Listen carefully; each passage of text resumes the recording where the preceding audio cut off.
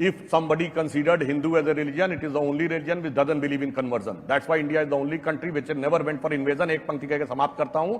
हमने क्या किया और आप लोगों ने क्या किया? होकर स्वतंत्र मैंने कब चाहा मैं कर लूं जग को गुलाम, मैंने तो सदा सिखाया है करना अपने मन को गुलाम। गोपाल राम के नामों पर कब मैंने अत्याचार किया, कब दुनिया को हिंदू करने घर घर में नरसंहार किया, कोई बतलाए काबुल में जाकर कितनी मस्जिद तोड़ी। भूभाग नहीं शत शत मानव के हृदय जीतने का निश्चय, हिंदू तन मन हिंदू जीवन रग रग हिंदू मेरा परिचय।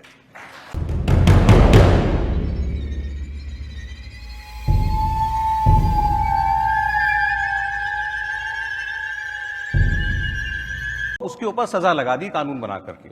लेकिन क्या जो सुप्रीम कोर्ट ने कहा उससे पहले ये समाज नहीं जानता था? और क्या तब ट्रिपल तलाक नहीं हो रही थी? तब लोगों को फोन पर, एसएमएस पर, टेलीग्राम पर ऐसे नहीं तलाक दिया जा रहा था? गलत है। तो उसको वो रुक तो नहीं रहा था? गलत है। कोई अपनी पत्नी को छोड़कर चला जाए वो भी गलत है, उसमें तो कोई कानून नहीं बना। पत्नी को छोड़ने पर कोई कानून नहीं बना। अब हम नहीं जाना चाहते हैं उन चीजों में, इसलिए कि जब मैंने एक दफा ये कह दिया कि प्राइवेट लाइफ में हमें दखल नहीं देना चाहिए, प्राइवेट लाइफ में दखल देना एक अच्छी बात नहीं है, हमें नहीं देना चाहिए। अच्छा, ये मामला केवल इतना ही है कि प्राइवेट लाइफ में दखल ना दें? आपकी बात है कि में ना बात करके, पर्सनल प्राइवेट ना करके, मैं भी एक लार्जर कॉन्टेक्स्ट की बात करता हूं। मैं बात जिम्मेदारी से कह रहा हूं कि अंतर यह आया कि 2014 से के बाद हमने इस देश को ट्रूली सेकुलर करना शुरू किया है। 2014 से पहले यह देश आंशिक मुस्लिम राष्ट्र था। क्यों? आप मुझे एक सेकुलर देश बताइए जहां शरिया के प्रावधानों को कॉन्स्टिट्यूशनल अथॉरिटी प्राप्त हो। आप मुझे एक नॉन मुस्लिम देश बताइए जहां तलाक के बिद्दत हो, हलाला हो, वक्फ बोर्ड हो, इतना ही नहीं मौलवियों को सैलरी मिलती हो, और अगर खुदा न खास्ता सुप्रीम कोर्ट शरिया के आड़े आ जाए तो सुप्रीम कोर्ट के डिसीजन को ओवर रूल करके कॉन्स्टिट्यूशनल अमेंडमेंट कर दिया जाए। मैं चैलेंज करके पूछता हूं, एक कोई सेकुलर देश बताइए, सिर्फ मुस्लिम देशों में होता। मैं बता देता हूं। अब चूंकि वहां करेक्टर मुस्लिम करेक्टर के बाद सेकुलर करेक्टर आ रहा है, केवल यही समस्या है। अन्यथा मैंने बोल दिया ये सारी चीजें। आप एक मुझे देश बता दीजिएगा सेकुलर देश जहां सुप्रीम कोर्ट के ऊपर शरिया रखी गई। जवाब दे रहे हूं। मैं इसका उदाहरण बता रहा हूं जहां सुप्रीम कोर्ट ने अगेंस्ट में डिसीजन दिया और उसकी पार्लियामेंट ने कॉन्स्टिट्यूशनल अमेंडमेंट करके ओवर रूल कर दिया हो। नहीं, वो छोड़िए, पार्लियामेंट ने कॉन्स्टिट्यूशनल अमेंडमेंट किया था इन फेवर ऑफ शरिया। और अगर आपकी बात यह सही है कि धर्म में हस्तक्षेप नहीं होना चाहिए, हम ईमानदारी से मानते हैं। जैसे अमेरिका में है, अमेरिका में एक रूल है कि धार्मिक मामलों में पार्लियामेंट कुछ नहीं बोलेगी। अगर यह रूल शाहबानो केस के समय था कि धार्मिक मामले में हम रत्ती भर हस्तक्षेप नहीं करेंगे, और साल भर बाद यह हुआ कि भगवान राम कहां पैदा हुए थे, यह साबित करो। वो हुए थे कि नहीं पहले यह साबित करो, फिर यह साबित करो यही अयोध्या थी, फिर यह कहो कि इसी जगह पैदा हुए थे। आपकी पार्टी के एक नेता ने कहा उनके दशरथ जी के एक महल में तो इतने कमरे रहे होंगे, इस जगह साबित करो। मतलब एक मामले में तो सरकार का यह स्टैंड है कि रत्ती भर हस्तक्षेप नहीं है, और दूसरे में है कि पूरा का पूरा आपको साबित करना पड़ेगा। जब इतना भारी अंतर होता है तो समस्या उत्पन्न। भगवान राम के बाद भगवान शंकर, भगवान कृष्ण, उनके सबूत खंगाले जा रहे हैं मस्जिदों के अंदर, मंदिरों के अंदर, अदालतों में मामले चल रहे हैं। मैं ज्ञानवापी की बात कर रहा हूं, काशी की मैं बात कर रहा हूं। बात कर रहे हैं। इस देश में कुछ कानून है, हर चीज को कहने का, करवाने का कानून है इस घर में, इस हमारे देश में। अगर आप उस कानून को नहीं मानते तो उसको हटा के रख दीजिए। 91 वाले कानून। मंदिर की बात करते हैं, हम मंदिर का सम्मान करते हैं। हम ये कहते हैं कि उस मंदिर को अपनी पार्टी की शाखा मत बनाओ। भगवान राम का मंदिर है, भगवान का राम का मंदिर रहने दो। अच्छा, ठीक। अब मैं प्लेसेस ऑफ वर्शिप एक्ट पे सिर्फ एक बात टेक्निकल कहना चाहता हूं। आपने कभी सुना है कि कोई ऐसा एक्ट सरकार पारित करे जो रेट्रोस्पेक्टिव इफेक्ट से लागू हो?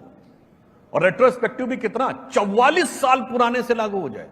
चलो मान लिया, उसके बाद उस एक्ट में डेफिनेशन है कि what is religious place of worship. No, उसमें कोई सरकार ने आंकड़ा दिया कि इतनी रिलीजियस प्लेसेस ऑफ वर्शिप है। नो, स्टेटस नहीं चेंज किया जाएगा। What is the definition of status? No. भाई साहब, ऐसा गजब का एक्ट आपने देखा ही नहीं होगा। 44 साल पुराने से लागू हो, न वहां पे संख्या है, न रिलीजियस प्लेस क्या है ये डिफाइंड है, न रिलीजियस प्लेस ऑफ वर्शिप क्या है डिफाइंड है, न उसका स्टेटस डिफाइंड है। स्टेटस को होना चाहिए। अब कोर्ट ने विचार किया है, वो एक अलग बात है, वो उस पर जो विचार होगा वो कोर्ट अपना निर्णय लेगा। परंतु मैं यह सिर्फ कहना चाहता हूं कि जो इसमें बदलाव की आपने बात कही, मैं सिर्फ ईमानदारी से कहना चाहता हूं एक सैद्धांतिक बात। भाई वर्शिप तो सिर्फ हिंदू धर्म में होती है। इस्लाम में तो नमाज प्रार्थना है जहां तक मेरा समझ है, क्योंकि उसका हिंदी ट्रांसलेशन है उपासना स्थल विधेयक, जाके चेक कर लीजिएगा। उपासना शब्द दो संस्कृत के शब्दों से बना। उप मतलब निकट, आसन मतलब बैठना। तो निकट में जब बैठा जाएगा या तो किसी व्यक्ति के या किसी देवता के, तो खुद ही तमाम मुल्ला मौलवी कह चुके हैं कि साहब वर्शिप तो वहां होती मजारों पे, इसलिए वो एंटी इस्लामिक है। तो अगर देखा जाए तो मस्जिद is a place of prayer, not the place of worship. खैर वो सब तो अलग है। मैं अंत में सिर्फ ये कहना चाहूंगा, अरे भाई सारी बातें अपनी जगह हैं। आप विद्वान व्यक्ति हैं, भारत के लॉ मिनिस्टर रहे हैं और इस्लामी मामलों के भी जानकार हैं। हमारे यहां तो दसियों उदाहरण हैं।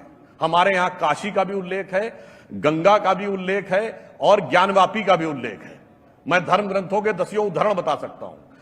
हमारे 7 मोक्षदायिनी नदियों में अयोध्या, मथुरा, माया, काशी, कांची, अवंतिका, पुरी, द्वारावती च सप्तैता मोक्षदायिका।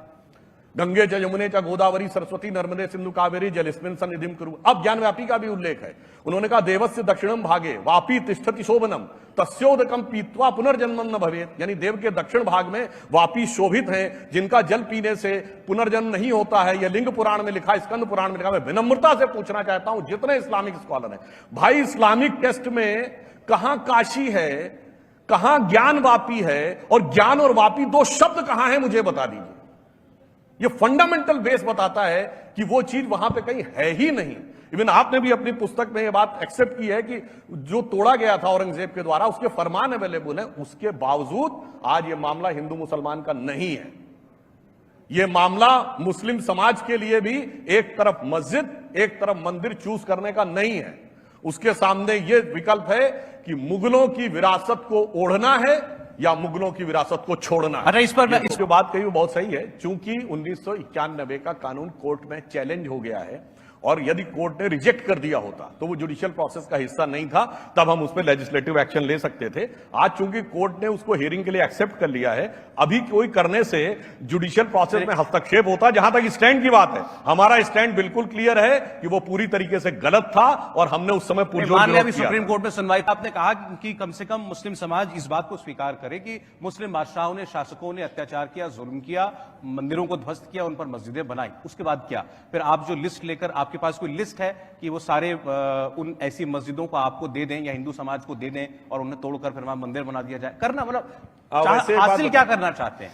वैसे लिस्ट हम की बात नहीं कर रहे हैं। चंद्रशेखर जी के समय में जब डिस्कशन हो रहा था राम जन्मभूमि बाबरी मस्जिद के समय में, उस समय विश्व हिंदू परिषद की तरफ से स्वामी सत्यमित्रानंद गिरी जी ने मौलाना अली मियां, जो नदवातुल उलेमा लखनऊ के चांसलर रहे थे, उनके स्टेटमेंट और एक लेख को कोट किया था जिसमें 3300 मस्जिदों का उन्होंने उल्लेख किया था जो उनके हिसाब से मंदिर को तोड़ के बनाई गई। किन्होंने? मौलाना अली मियां ने। तो सत्यमित्रानंद गिरी जी ने बोला था कि इसमें से सिर्फ 3 हमें दे दीजिए, बाकी हम सब भूलने को तैयार है। मगर उस समय जो भी लोग थे बाबरी मस्जिद के पक्ष में, चाहे वो जिस भी प्रकार से रहे, उन्होंने उसके लिए कोई बात मानने को तैयार नहीं हुई। इसलिए मैं कहना चाहता हूं, आपको पता है इस देश में कितनी मस्जिदें? 3 लाख। इसीलिए तो मैंने कहा ना, अगर आपके लिए वो चीज का वही अकीदा हो जो हमारे लिए है। आप बताइए कि साहब काशी में हमारे लिए ज्ञानव्यापी का उल्लेख। एक बात बड़ा लॉजिकल सुनिए, पूरे शहर का character pure religious Hindu Kashi, मोहल्ले का कैरेक्टर प्योर रिलीजियस हिंदू, उस जगह का कैरेक्टर ये खुद मानते हैं, ये बगल में भी मंदिर है, यहां भी मंदिर है, यहां भी मंदिर है, ये बीच में मस्जिद अपने आप बनी थी। और बादशाह गाजी जिंदा पीर बादशाह आलमगीर अपने आप जाके बनवा दिए थे। ये बात तर्कसंगत लगती है। चलिए ठीक। देखिए बातें ये बहुत अच्छी कर लेते हैं, लेकिन यही हम लोगों के लिए जो सबसे बड़ा चैलेंज है आज वो यही है। ये बातों का ही चैलेंज आज हमारे लिए सबसे बड़ा चैलेंज है। लेकिन तब भी एक बात कहूंगा, 3 बातें कहता हूं। पुरानी बातें भुला दें, पुरानी बातें छोड़ दें, ये अच्छी बात है, सभी को छोड़नी चाहिए पुरानी बातें। लेकिन अभी 2 दिन पहले किसी को देखा, उसने कहा कि मुझे गर्व इस बात का है कि गॉडसे ने महात्मा गांधी को मारा। गर्व मुझे इस बात का है। तो हम महात्मा गांधी को भी भुला दें, वो भी पुराने हो गए, उनको भी भुला दें। जो गॉडसे पे गर्व करता है उसको हम स्वीकार कर लें। कल को आप मुझसे ये कहेंगे कि यहाँ जितने लोग बैठे हैं सब हिंदू हैं, आप कहाँ बीच में से आ गए मुसलमान? अरे यही तो विचित्रता है हमारे देश की, डाइवर्सिटी यही तो है कि हम हिंदू मुसलमान मिलकर रहते हैं। हमारे एक ही साथ हमारे मंदिर और मस्जिद हैं। ये सही है कि आज ये विवाद बन चुका है, लेकिन मैं तो ये कहता था कि राम मंदिर का समझौता क्यों नहीं करते, जब तुमने काशी का समझौता किया और मथुरा का समझौता किया और एक साथ पूजा भी होती। लेकिन आज वो समझौता ही चैलेंज हुआ है कोर्ट में कि वो समझौता करने वाले कौन होते थे? समझौता कौन करने वाले थे? तो ये कौन से थे कि 3 दे दो हम सब माफ कर देंगे, ये कौन थे?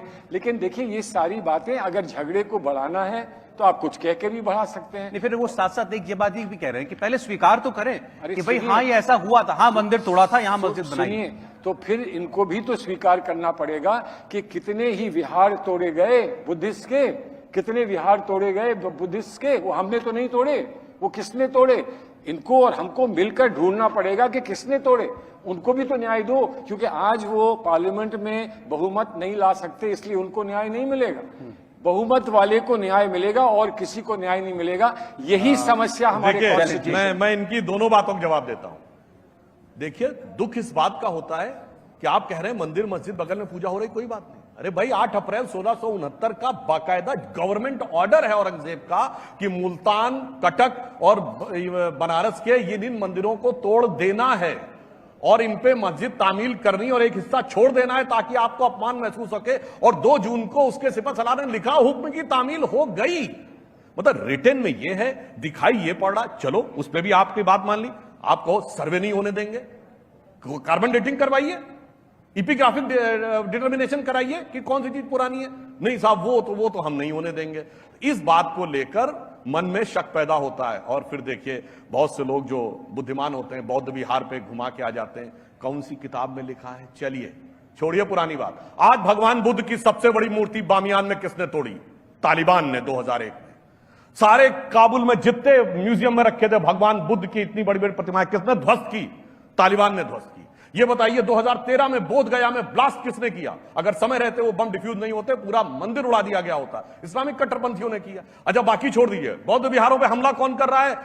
बर्मा में हिंदू कर रहे हैं।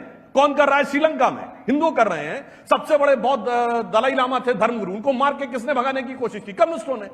अरे भाई जो आंखों के सामने, उसका तो जवाब दे दो। बाकी की तो बात आप इतिहास में अपना मनगढ़ंत लेफ्ट हैंड से लिखे हुए इतिहास में बाएं हाथ वाला इतिहास पढ़ाते रहे, वो तो एक अलग बात है।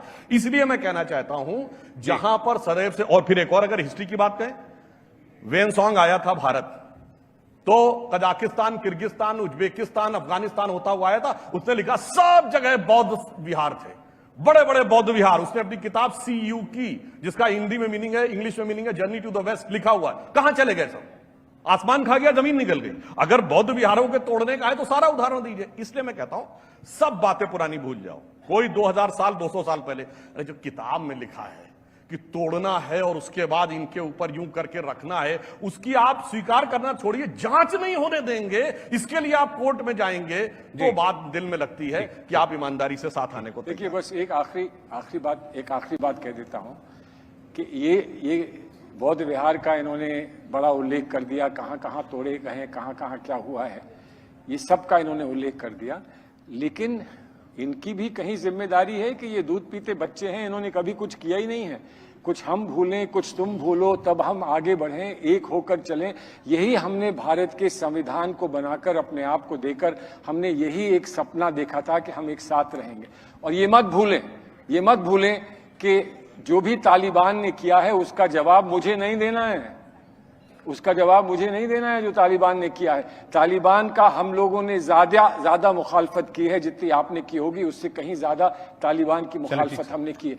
लेकिन मसला सिर्फ यही है कि तालिबान का भी जवाब आप ही दें, औरंगजेब का भी जवाब आप ही दें, ईश्वर जहां का भी जवाब आप ही दें, और ये कोई जवाब नहीं देंगे, ये कोई जवाब नहीं। समय मैं अंत में सिर्फ कहता हूं, आपने कहा कुछ आपने किया होगा, कुछ हमने किया, हम भूलें। मैं तो कहना चाहता हूं, if somebody considered Hindu as a religion, it is the only religion which doesn't believe in conversion. That's why India is the only country which never went for invasion. एक पंक्ति कहकर समाप्त करता हूं। हमने क्या किया और आप लोगों ने क्या किया?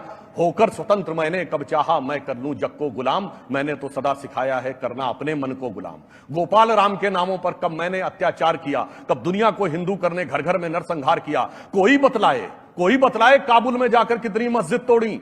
भूभाग नहीं, शत शत मानव के हृदय जीतने का निश्चय। हिंदू तन मन, हिंदू जीवन, रग रग हिंदू मेरा परिचय।